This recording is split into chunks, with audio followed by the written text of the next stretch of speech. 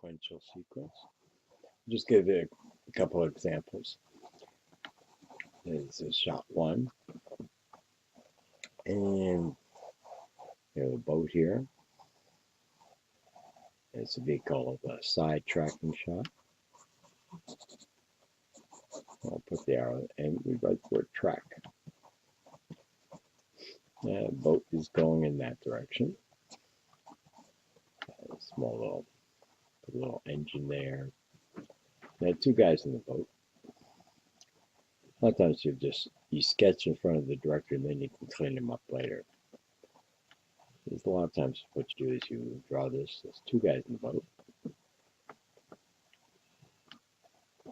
Here we have our hero, right the boat, and there's the unknown character beside him.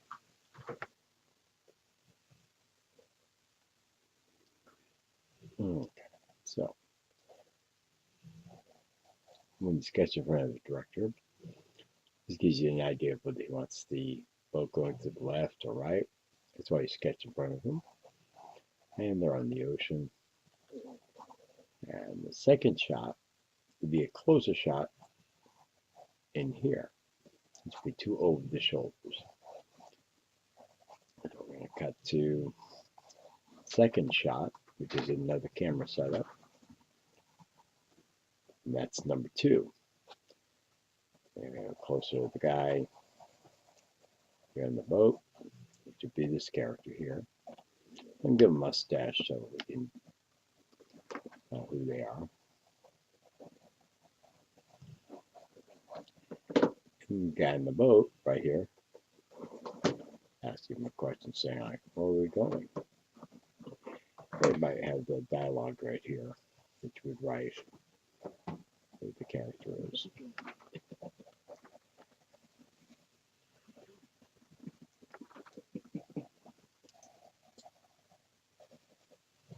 And again, they're going background, the moon's beside them, the same direction. Now what we do is when we cut to a reverse shot, it's going to be that this guy's back, and here is our hero. We'll call him number one. Is number two guy. Say Bill and George. Bill is, so George is saying, where are we going? Where are we going? And then the reverse shot would have what you call not crossing the line. Now, what do I mean by not crossing the line?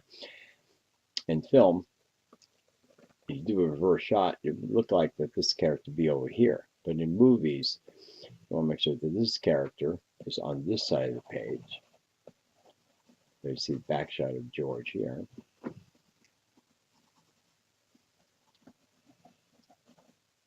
And here we have our number one character. A little further, a little closer in the background. And again, they go in this direction. I mean, the direction here would be going here. And he would say, he's looking at character, and says to him, oh, it's a surprise. I'm not going to tell you. It's a surprise. And that lets us know. Now, this is a different camera setup. So it's not number 2 and 2A. It becomes a whole different camera setup. And that would be number 3.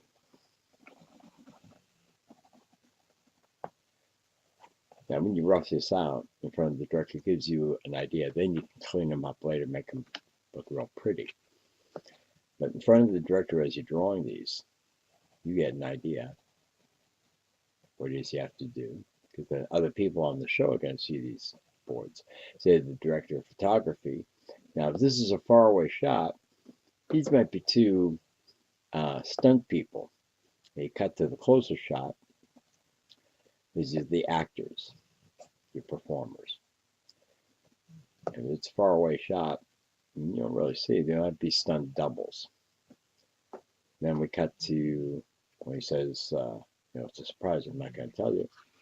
And we cut to a new angle, which will be a back shot. And since it's a whole new angle, this would be shot number 4. And so we have the ocean.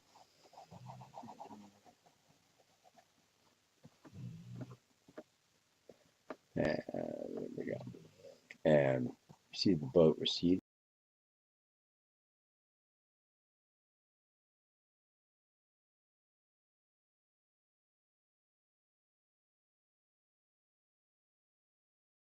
Boom, boom, boom.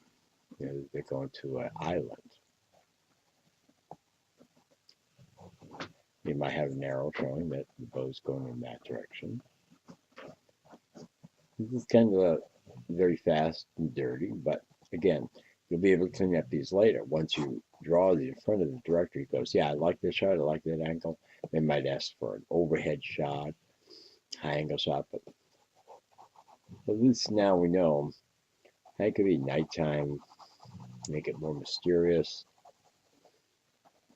Full moon reflecting on the lake or the ocean.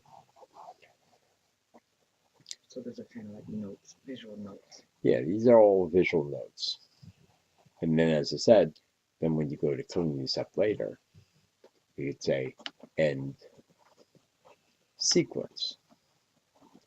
And usually the end sequence will have a scene number. So we'll say it's the scene, 1. End scene 1. That's later, right? And the previous ones would have also, scene 1, drawing 1, scene 1, drawing 2. And as I said, so say if we're going to continue this, it would be same angle, same setup. The boat is really tiny now. So you call those roughs? Are those roughs? These are roughs. These are legible roughs. Kind of like a draft, right? It's almost like, a blueprint. Okay. No, yeah, okay. A blueprint notes. And see, and might have this music score or something. Now this shot continues, so this would be 4. This would be 4A. Mm-hmm. It means the shot continues.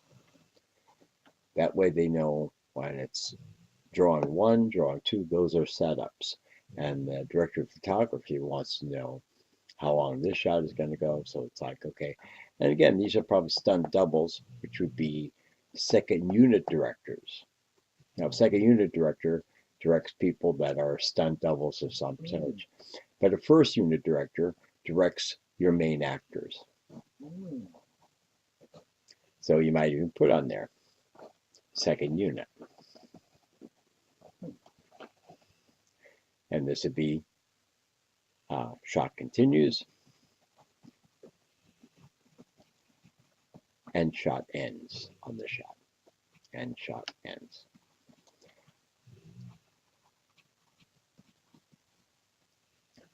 And as they recede away, then you would cut to a whole new sequence of them probably coming onto the island. And it could be a music score or some sort of show. So that's a small sequence, but when you draw this in front of the director, if there's anything you might think of later on, like if they're going away. Something happens on the way here. Yeah, it's like when the guy says, where are we going? We could cut to an insert of a guy looking at his watch, and he sees the time. And that, again, would be called second unit. That doesn't involve actors, those are stunt doubles, those are insert shots, or anybody else's hands, not the main actors. So he would have shot continues and shot ends on scene 1. And again, this is very rough, but then you can go home, clean these up, make them look real pretty.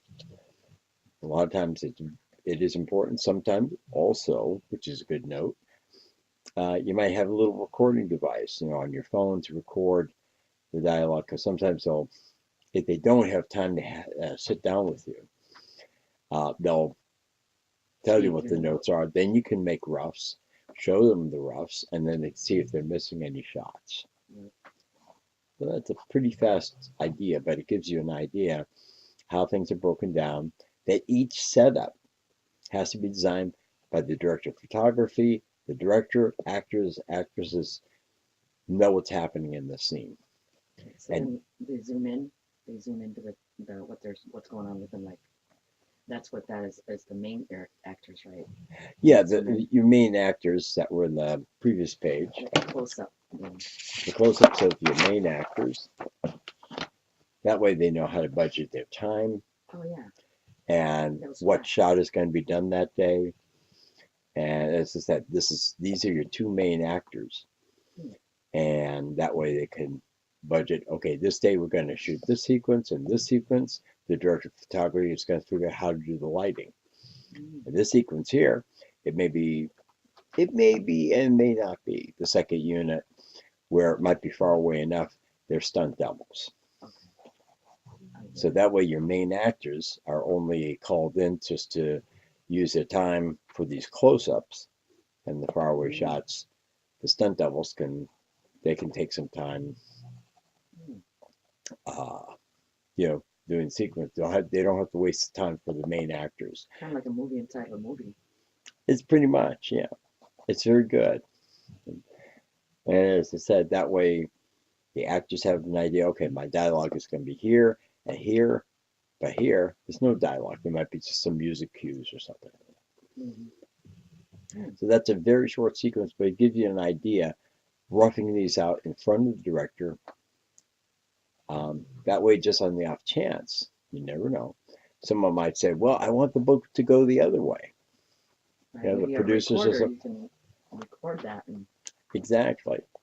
And what you then do is just either draw that again or flop the image in your computer. You can just do an immediate flop.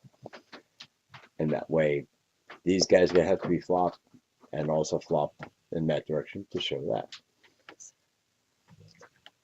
Oh. And that's Leonard Morganti. How many years were you in? I've been doing it for 40 years of doing storyboard work and all kinds. What was that? Just wondered.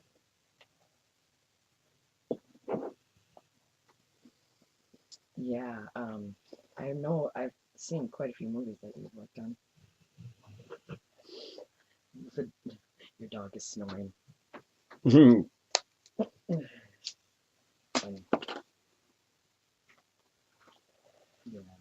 your dogs like to be next to you in your work, huh? Sometimes it's nice to have my dogs here. Sometimes they even pose for me if I have to have a dog in the shot. There was one movie I was working on with Jim Carrey, and he had an old dog. And so my dogs here were posing for me so I could get the shape. And so that's a very simple sequence. But again, roughing these out, and if you have a tape recorder, it's always kind of nice. Tape record the notes while the director's talking. So you don't miss anything and he doesn't miss anything. Because once in a while, they get a lot of stuff in their head and they might make a mistake. And you can show them on tape recorder, no, he told me this direction. And maybe they want to change their mind. And that's okay. But changing the film and reshooting a sequence is very, very expensive. So you want to keep this as understandable. Now, these are known as legible roughs. A lot of people can look at these and say, okay, I can see what's going on. Can you clean them up? And you do. And then you go and clean these up. You put in the add dialogue, the scene numbers, and you, as I said, you number these. Each new drawing is a whole new sequence. It's a whole new setup. The very beginning, right? The very beginning. They're notes, visual notes. They're visual notes. And then you can clean them up, and then they're distributed to everybody on the show. So everybody has an idea, okay, we need a wide shot here, close-ups, reverse, and then the end shot is a wide shot also. So the first shot and the end shot are totally different setups. These are different setups as well. Great. So that's very simple, and we'll get into more stuff later on, but this gives you an idea, a very simple sequence. Thank you. Thank you so much. So you have a good one. And anybody has any questions? If you have any questions, just email me, and we'll be able to get stuff going. All right. Well, good luck with storyboarding, and we look forward to talking to you later. See you next lesson. We'll see you next lesson, and we'll do a figure drawing. And we'll do hand gestures and stuff. This very important stuff because body language is really important in storyboards. You guys have a good one, and we'll see you next time. Bye for now. Thanks, Aaron.